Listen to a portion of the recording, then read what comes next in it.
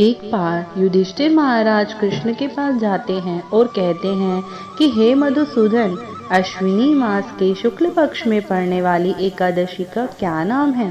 कृपया आप इस एकादशी की महिमा के बारे में मुझे विस्तार पूर्वक बताइए। युधिष्ठिर महाराज जी के प्रश्न को सुनकर श्री कृष्ण यह उत्तर देते हैं कि हे युधिष्ठिर, इस एकादशी का नाम पाशाकुंशा एकादशी है।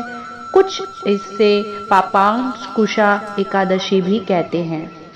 युधिष्ठिर, मैं आपको इस एकादशी की महिमा के बारे में बताने जा रहा हूँ, जो सभी प्रकार के पापों को नष्ट करने की क्षमता रखती है।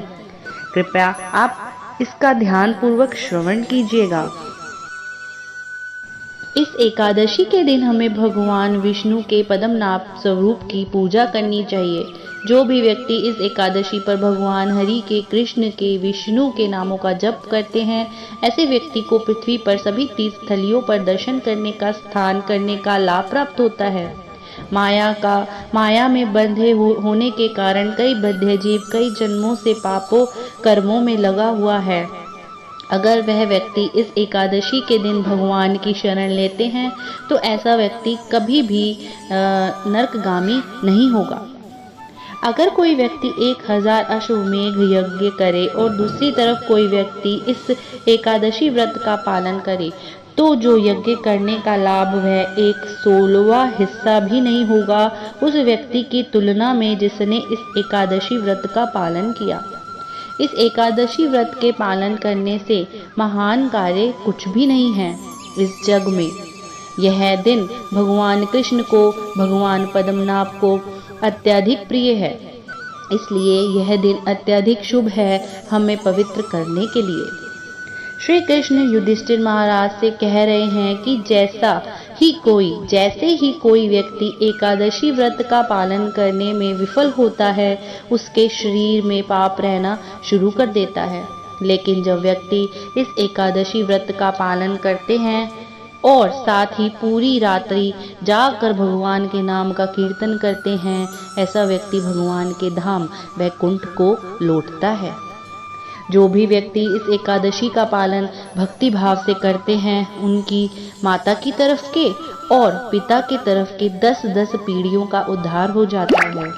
चाहे कोई व्यक्ति बचपन में, जवानी में, चाहे बुढ़ापे में इस व्रत का पालन क्यों न करे, इस एकादशी व्रत का पालन करने से इस भौतिक जगत के दुख उस व्यक्ति को तंग नहीं करते और इस एकादशी व्रत का पालन करने से सभी पाप नष्ट हो जाते हैं और दोबारा वह व्यक्ति इस पृथ्वी लोक पर नहीं आता, बल्कि भगवान के धाम वैकुंठ को लौट जाता है। और जो व्यक्ति भगवान के नाम का कीर्तन नहीं करते, इस एकादशी का पालन नहीं करते, वह व्यक्ति मृत व्यक्ति के समान होता है। जैसे लोहार की यहाँ एक धोकनी होती है जो लगता है कि सांस ले रही है, पर वह जीवित नहीं होती, मरी हुई होती है। ऐसे ही एक व्यक्ति जो इस एकादशी का पालन नहीं करता और भगवान का भजन नहीं करता, वह मृत व्यक्ति के ही समान है। यह एकादशी स्वर्ग, मोक्ष, आरोग्यता तथा अन्न और धन देने वाली है। जो भी व्यक्ति इस एकादशी का पालन करते हैं, उन्हें कभी भी यम की यातनाएं नहीं भोगनी पड़ती। कठोर तपस्या से मिलने वाला फल केवल भगवान को सच्चे हृदय से प्रणाम करने से मिल जाता है। एक बहुत ही प्यारी स्टोरी है। एक बार की बात है कि विंध्य पर्वत पर एक महाक्रूर व्यक्ति एक बहेलिया रहा करता था, इसने अपना पूरा जीवन पापमय कार्य में व्यतीत किया। इसकी पापों की संख्या इतनी बढ़ गई थी कि निश्चित रूप से इसे यमराज जी के लोग जाना पड़ता। किसी तरीके से उसे पता चल गया कि इसकी गति बहुत ही बुरी होने वाली है और उसने अंगीर नामक ऋषि की शरण ली।